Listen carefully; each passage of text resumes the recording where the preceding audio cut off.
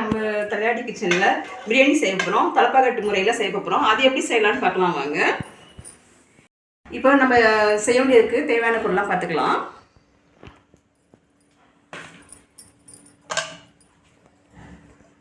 இது 1/2 கிலோ போல் மட்டன் எடுத்து க்ளீன் பண்ணி வச்சுருக்கேன்.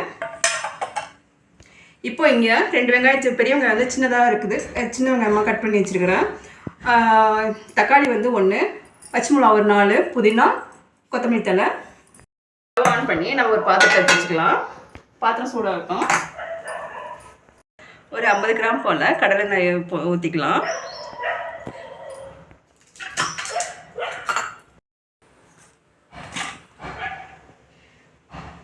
இப்போது ஒரு 50 கிராம் போல் நெய் ஊற்றிக்கலாம்.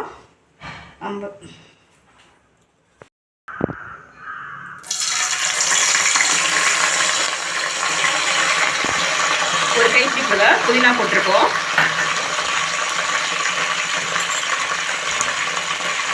இப்போ இது கொஞ்சம் வதங்கினோன்னே நம்ம பெரிய வெங்காயம் கட் பண்ணி வச்சுருக்கதை போட்டுக்கலாம்.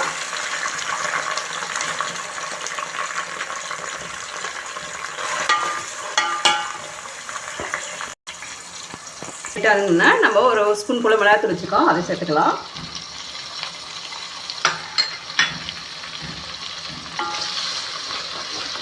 இது கொஞ்சம் இப்போ நல்லா கொஞ்சம் கலராக வர வரைக்கும் கலந்து விட்டுருங்க. கலர் வந்தோன்னே நம்ம கறியை சேர்த்துக்கலாம்.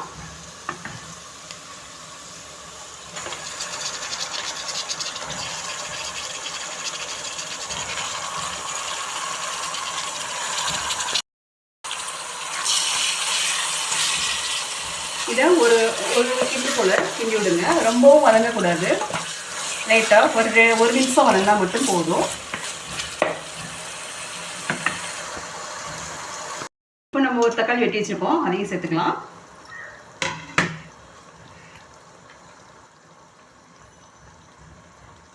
இப்போ 75 கிராமு இஞ்சி, பூண்டு ஒரு 75 கிராமு,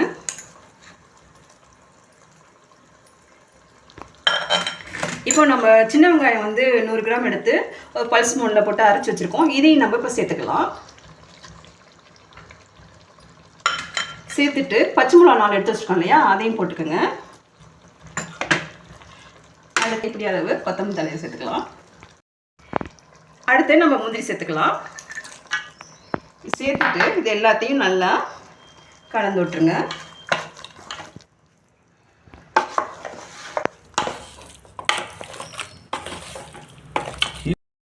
இப்போ நம்ம பொடி பண்ணதையும் சேர்த்துக்கலாம்.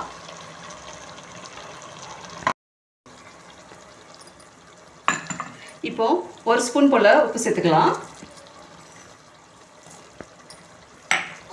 ஒரு ஸ்பூன் போல் தயிர் சேர்த்துக்கலாம்.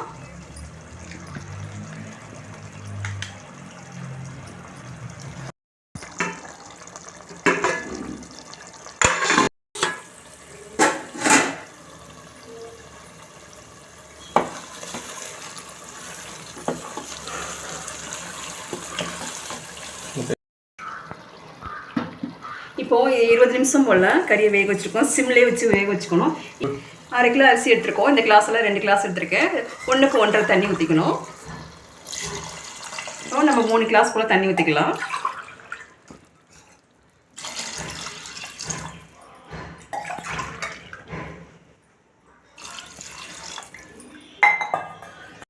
சைஸ் லெமன் வந்து புழிஞ்சு வச்சுருக்கேன். இப்போ அதையும் சேர்த்துக்கலாம்.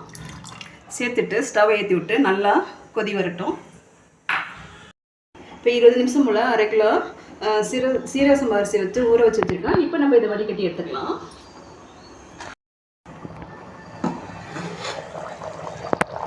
தண்ணி நல்லா கொதிச்சிருச்சு. நம்ம இப்போ அரிசியை சேர்த்துக்கலாம்.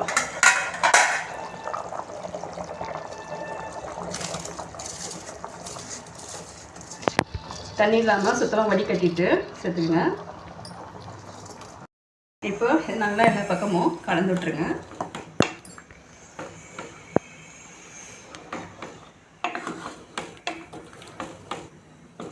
கலந்துட்டு நல்லா கொதிக்கட்டும்.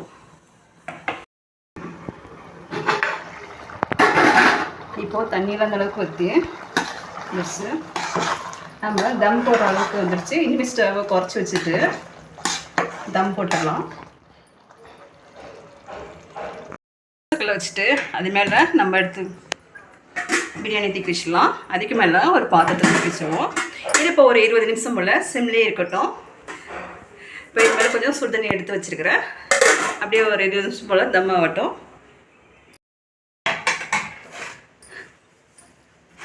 இப்போ ஒரு 20 நிமிஷம் போல் ஆயிடுச்சு. நம்ம எடுத்து பார்க்கலாம்.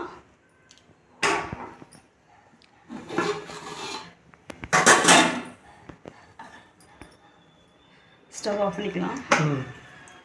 கிண்டுங்க.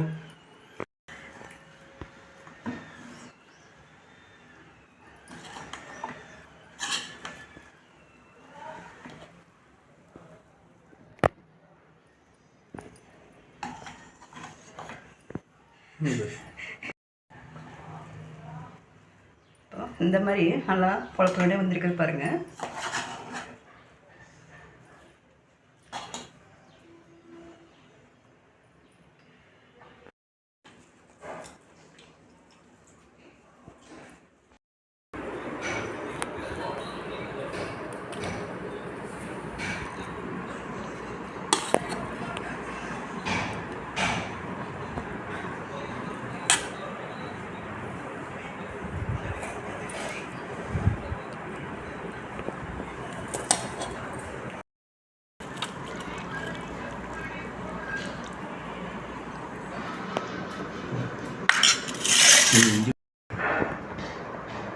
இப்போ நம்ம திண்டுக்கல் தலப்பாக்கட்டு பிரியாணி ஸ்டைலில் செஞ்சுக்கிறேன். இந்த வீடியோ பிடிச்சிருந்துச்சுன்னா அனைவரும் பகிர்ந்து கொள்ளுங்க. பெல் பட்டன் நமக்கு அதை திருப்பி மணிக்கிறேன். ரொம்ப நன்றி.